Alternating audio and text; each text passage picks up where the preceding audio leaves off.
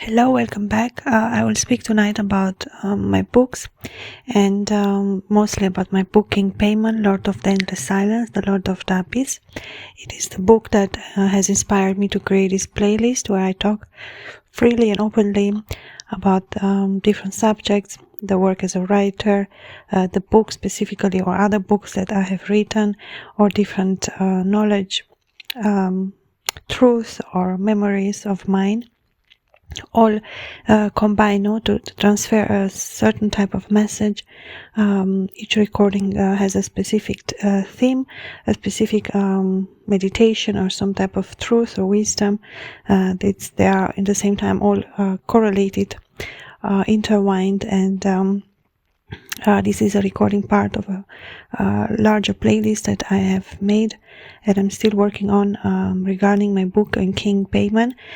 King Paimon has inspired me to create this playlist where I speak about different subjects that interest me, and King Paimon has helped me to expand my voice, my understanding, my knowledge, have more trust and more belief in the things that I want to talk about, or the things that I know, and of course try to share with others for specific reasons, especially to, of course, help others on their journey, and to help others understand a little bit more what my work is about or what my books are about. And in this recording I would like to speak about the subject light and shadow. And King Paimon, represents the total darkness, the abyss, which is to say, it might seem all dark, it might seem all pointless, it might seem all just empty void of nothingness, no? But actually in the abyss, the darkness has a lot of potential, and it does carry particles of light. It does carry that element of life, no? And as everything has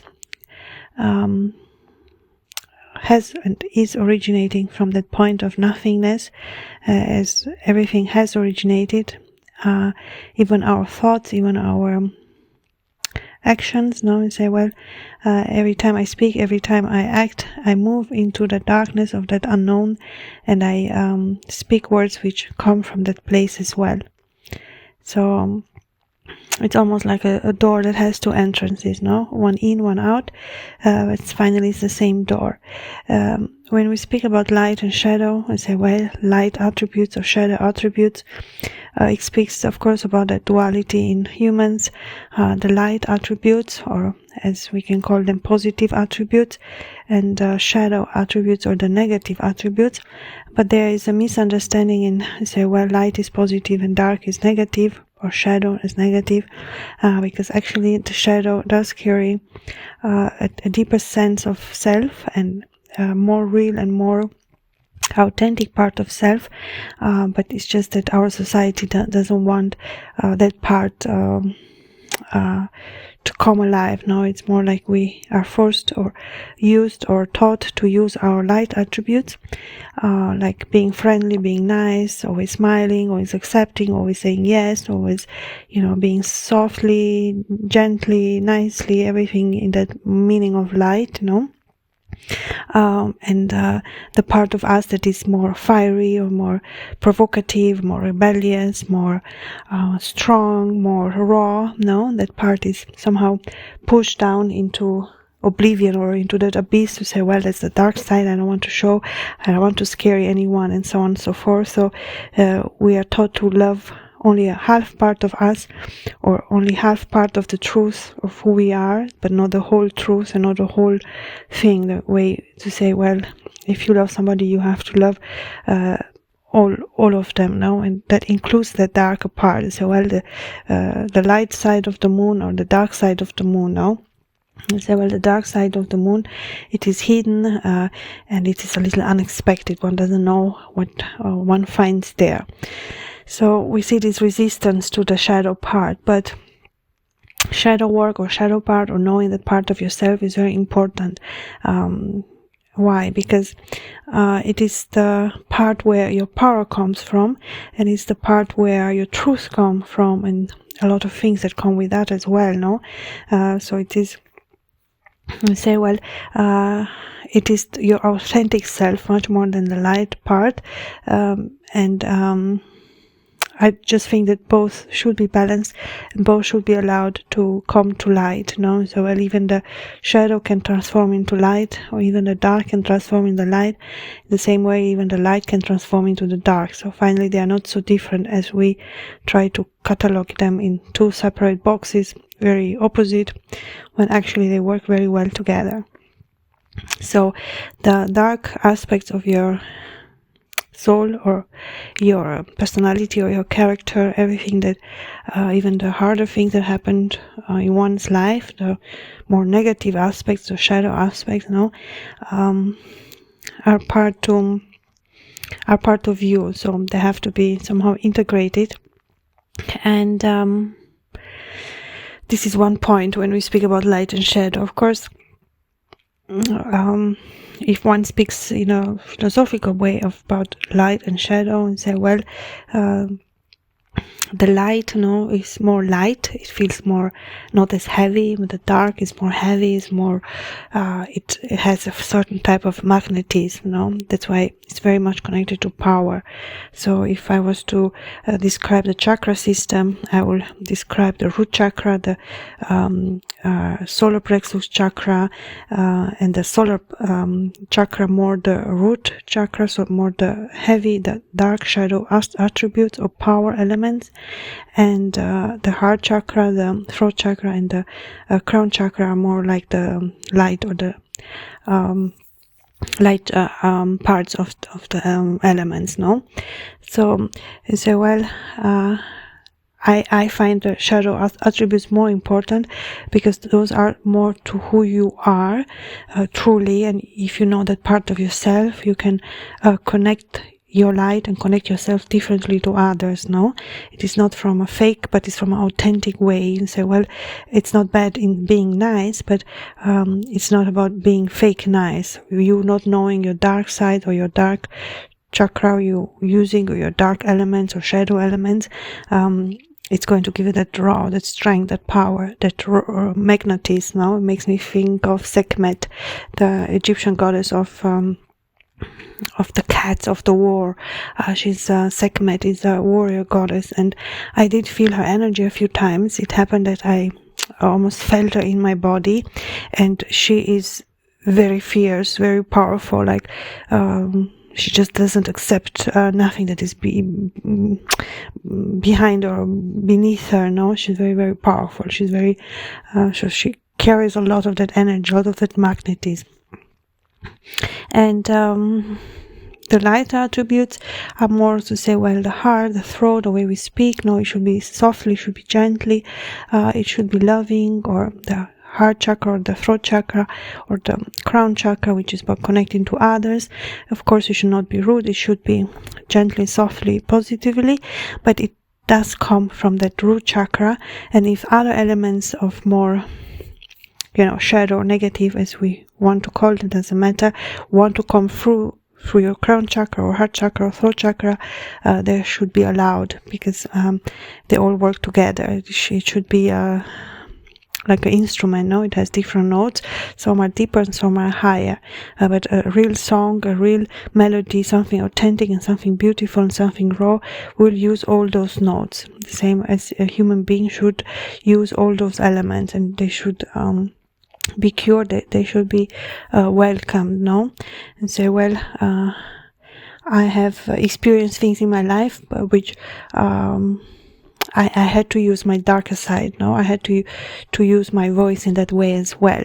It doesn't make me bad or good. At the same time, we have this duality of bad and good, and we humans work far too much into the duality of things, and they say, well, this is accepted, this is not, this is good, this is bad.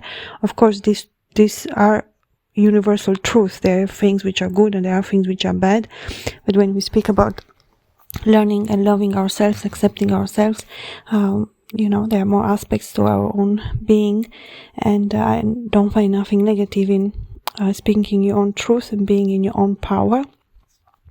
Another goddess which makes me think about that rebellious nature, that fierce, protective, strong, powerful, feminine, is the Lilith. No, I did write a grimoire book on Lilith, which is very beautiful. You can find it on Amazon internationally.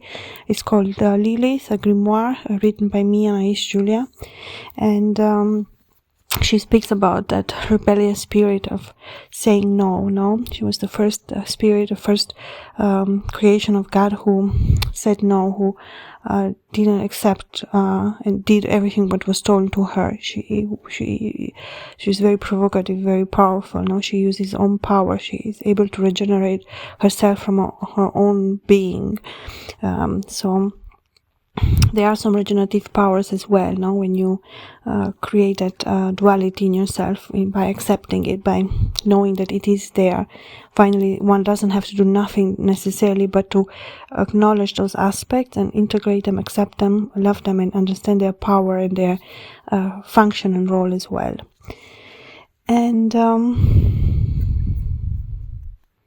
there's a certain seriousness that comes with that. For example, me, when I was a child, I was pretty much serious. So I was like, well, I enjoyed the light aspects of life, but there was a part which was a little heavier, or felt a little heavier, that I had to discover later in my life. So somehow they are integrated as well, in the same way the masculine and feminine aspects of each person can be integrated, So, well, I have my masculine side, I have my more feminine side, And I can use them both, or it's nothing about gender, it's about the energies, So, well, the feminine is more passive, the masculine is more active, and sometimes they switch role as well, which is fine, So energy doesn't really have a gender.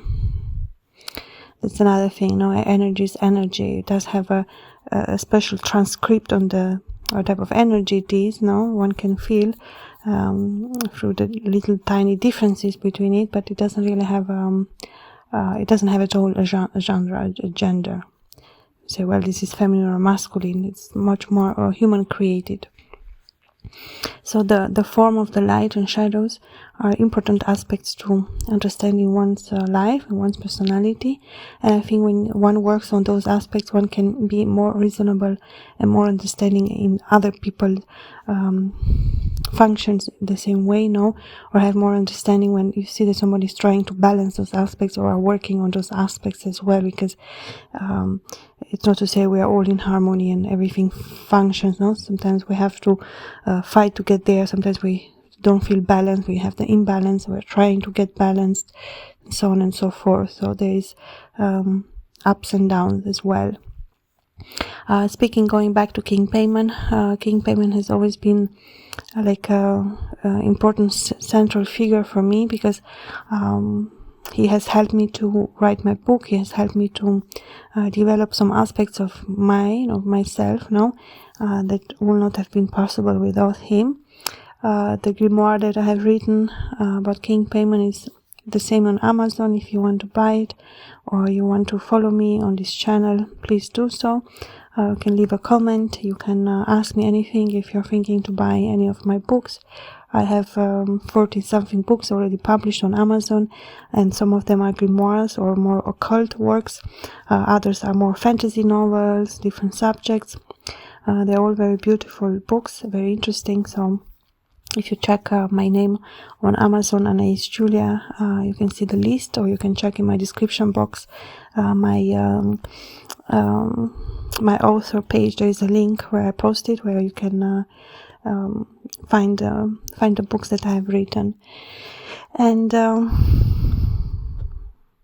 my work as a writer has been, of course, writing stories and something, good books.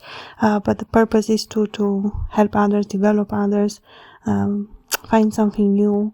I think the most beautiful work that we can do in this lifetime is work on ourselves, beside all the other work that, we have to do, but the development of one's character, of one's personality, of one getting to know ourselves in a more intimate, more beautiful way. I think that's why reading is such a nice pleasure thing, a very important thing, because it does bring us back to ourselves. There is an inner voice that we can hear once we read, once we are in this calm energy. It's very passive, it's very feminine energy when you read. At the same time, it's very active, very masculine, because it does provoke thought. It does bring new ideas to our brain, to our memory.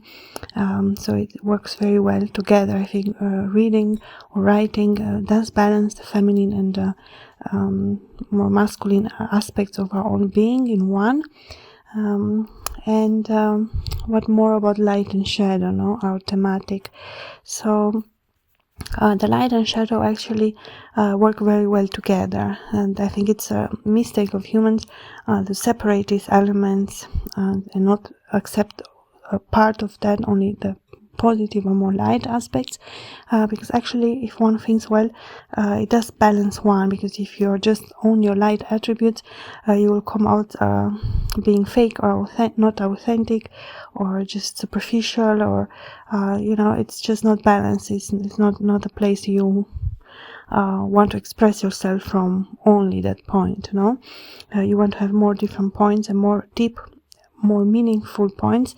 At the same time, if somebody is too much in the negative aspects, it gets too serious, gets too dramatic, it gets too, so it's, I think the light and the shadow aspects can work very well together, and can always bring new perspective as well and get new insights, because that light and the shadow always moves. Finally, it's nothing, it's ever the same. There's a rule in life that everything does change in every second. Nothing is the same. Always things always change. In the same time, there are some universal truths. There are some rules, maybe not so many, but there are some which are available, and they are truths no matter what, or truths in all universe. There's this universal truth. There exist these things that wherever you are, wherever it happens, whatever the circumstance, it's the same thing, it's the same truth. Things don't change, but there is always a slight change. There is always a slight movement. Depends how much your eye or how much your inner wisdom is able to approach or see or understand that shift, or that slight different, or that minus to plus. Some things change. You say one thing is what it is, but coming in contact with others, it does change. You have minus, but if the minus meets a plus, it will change. Or it will have, even if it's still minus, it does carry another element to it. As humans go through life, we meet this person, we change, we have this experience. It does change us on some level. At the same time, who we are truly, our core, never changes. So if somebody believes in different lifetimes or incarnation, or say, well, if that is true, I think that we have looked the same way, only slightly different. The way of, that time people dressed this way, or were wearing these things, or maybe a little slight difference, but one has been the same person through different lifetimes, has looked the same, has talked the same, maybe different language because it's a different timeline, or maybe, they had different, maybe the skin was a little darker because it was more sun, stuff like that. It has to do with environment, but the way one looked, it's the same way for all lifetimes. That's why sometimes in dreams, when you see yourself in different places, some of those memories are from different lifetimes, and you always look the same. You always recognize yourself. And of course, the inside, the core, the soul, the elements of who you are, of course, never get lost as well. So you are always you. At the same time, no, because it does change through your experience, through your life. You have, with this person, you have this experience. With this person, it's different. This person brings this aspect of you. This other person brings those elements of you.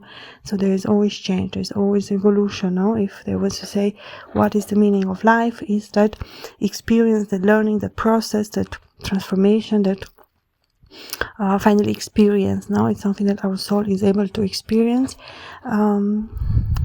But that aspect, the core aspect, never never changes. There is a almost like a nuclear element, no, from the nucleus, so to say, your DNA,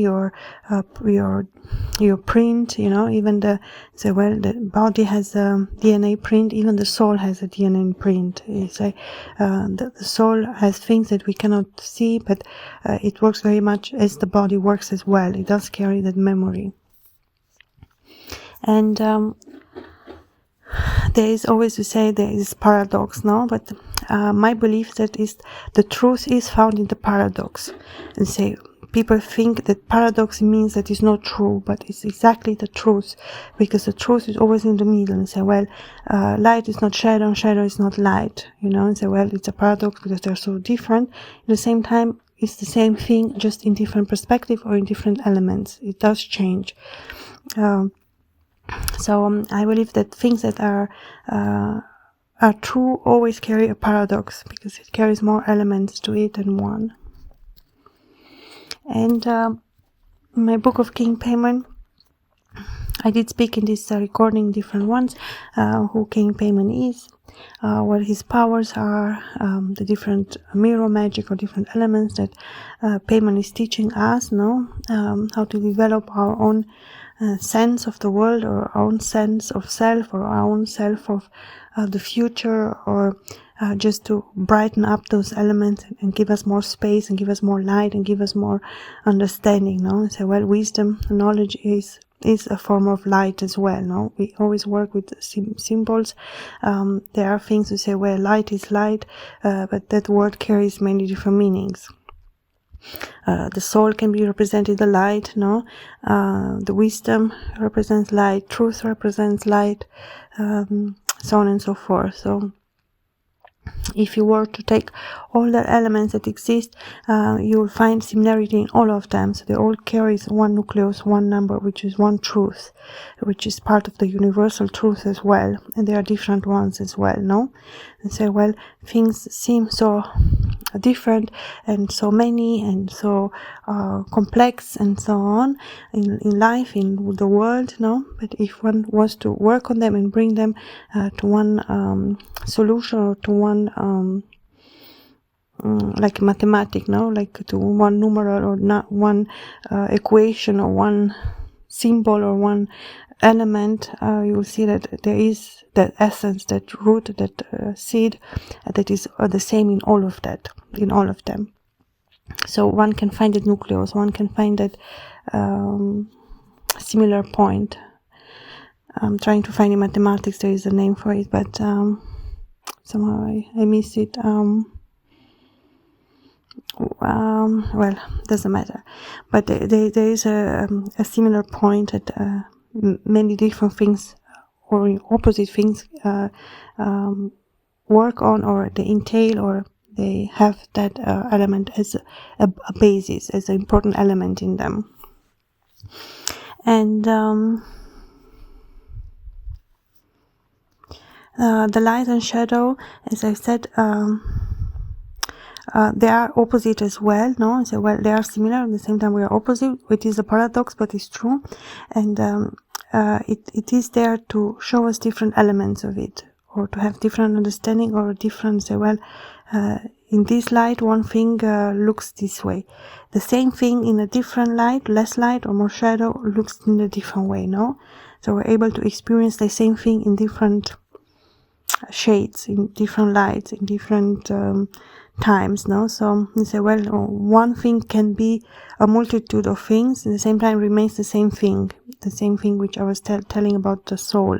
So you say, well, it's the same thing, how it can look different, because there are external factors that change it, but finally it doesn't change because it's the same thing. It's just the perception, it's just the way we see it. So the light and shadow does work on those perceptions. At the same time, the mirror, brings me back to the mirror magic of King Paimon, where he was teaching to say there is only one true mirror, there's only one true soul, all the others are reflections of that mirror. If you see one mirror and then in front of it you have 1,000, million, doesn't matter how many millions of mirrors, how can you discovered that finally they're all fake, only one is true, only one mirror is the first mirror, all the others are reflections of the first mirror. Because there is the original mirror, there's one mirror, there's only one mirror, there's only one point. All the others are perception, reflections, different perspectives, different, same as light and shadow works as well. If you take an object and if you look at it in perfect light outside, sunlight, doesn't matter, or artificial strong light, you'll see it in one way. And the same thing, if you take a cube or something, but you put it in more shadow, you'll see it in a different way. It's the same thing. You're going to see it in a different way. Why?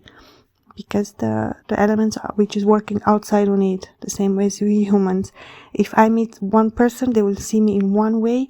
If I meet 10 other people, each one they will see me in a different way. Because they're all reflections of me, which I am the mirror. They're all, a part is not true, it's an illusion. That's what they see, it's not who I am. It is just an illusion. So, this is what King Paimon was teaching with them.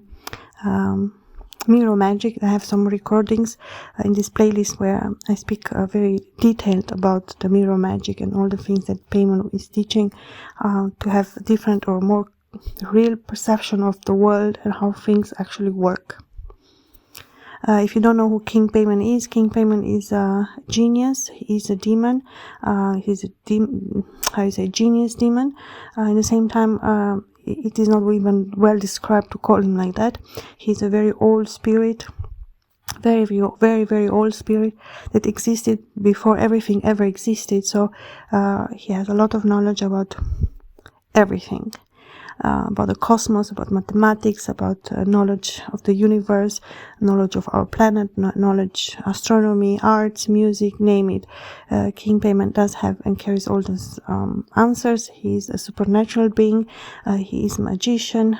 He has many powerful abilities, and mostly of my recordings when I talk about him, a lot of knowledge comes from him as well, transmitted through me, combined with my own perception of the way I see things, almost to say, well, King Paimon is the cube and I am the light and the shadow that works on that, trying to bring the new perspective or new understanding, the way I able to understand him and the way I'm able to feel him, because I work on the mental, at the same time on the emotional part.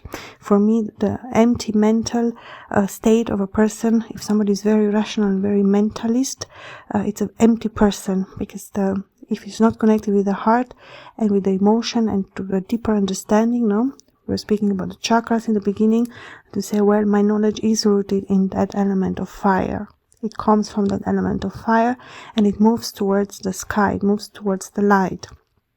So I do speak from experience, or I do speak from my heart. It's like my words are not empty. It's not about mental, logical, A plus B is 2 and whatever. It's not about proving that finally King Paimon say nothing is true and nothing is false. What's false can be true, what is true is false. Everything changes. There is no, it seems scary, but it's a big understanding. As the abyss is, there is no point where we can hang on, because everything in a way is illusion, if we were to think about it, and everything changes. So it's never the same. We say, well, even our reality is made on perception or illusion, to say, well, things change always. My eye looks like, shows me everything is the same when I wake up and so on, but it is change. We humans are never the same, So when you meet one person, you can recognize them, that you have met them before, but they will not be the same person. Things have changed inside out, or outside inside, so on and so forth. There are similarities and it's the same person, but at the same time, it's not the same. Everything changes.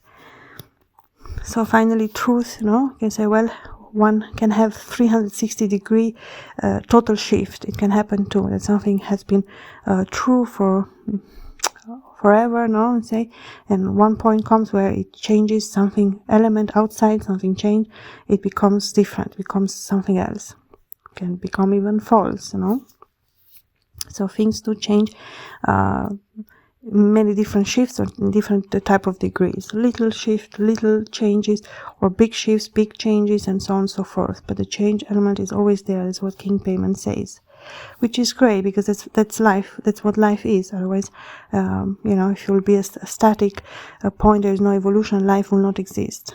That's part of the life. Everything does change, everything does transform, everything has new elements to it. For those elements to come, some things have to be released. We always bring something new, release something old, and so on and so forth. And the light and shadow works too very well, because the light highlights something, shows us something more clear, higher understanding, because finally the light does carry higher understanding, and the shadow or the darker attributes bring us in a different type of transformation that goes in. It is more inward. It takes a little bit more time. It's a little more heavy, but it has more to it. There is more depth to it. There is more authenticity. It teaches us something. It transforms us even more. The darkness, the shadow, those elements are more powerful than the light elements. And that's why the transformation takes longer. It feels a little heavier, because it is a more important change. It is a more impactful transformation. And after the darker attributes or the shadow attributes are included or are used, when you think of your heart chakra, there's a certain power that moves from the root chakra, so it is then integrated into the light. It's not that the dark remains dark forever. No, the dark, the shadow attributes, they are almost like enclosed in those elements. They are a little more contained, but you feel that power, you feel that energy, you feel that fire. And then when you accept it, you can release it in a beautiful way. It moves through your heart chakra, through your throat chakra, to your enlightened, you can become enlightened that way, and to your light, to your light attributes, and then it has that shadow element, that beauty element to it, The shadow carries a certain type of beauty. Your eyes are more intense. Your words carry more meaning, more depth. Your being, the way you move, the way you talk, the way you understand things, they come from a place. And that power King Paimon carries very much. He knows how to transform, the alchemy of transforming the dark light into the light, or the lighter elements need to go sometimes in the darker elements and then are transformed again into the light. And it's a very alchemy, it's very powerful transformation. It speaks about the fire as well. There's the fire carries actually the color black inside. Fire is connected, it seems like a light attribute, but it's not. It's a dark attribute. The fire is the element of the darkness. It works good in the darkness. A fire, if you imagine a fire or something, if you really look into it, you will see the color black. You really see it. There's that it works. It transforms the darkness into light. That's what fire does. That's why King Paimon is a magician of fire as well. He's magician of the West, which is the element of fire. And of water as well, Even water can sometimes water look dark, Finally, it can be dark, or it can be transparent, or it can be very light. So, finally, everything that exists does carry the element of light and shadow into them, as well as we humans carry. So, it's nothing wrong to want to manifest and work through those elements.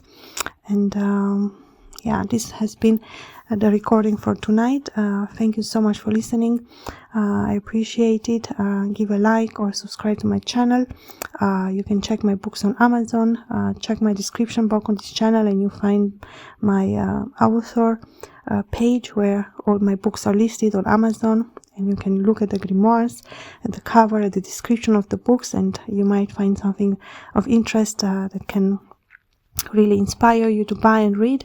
And if so, I thank you so much, and until next time, all the best. Bye.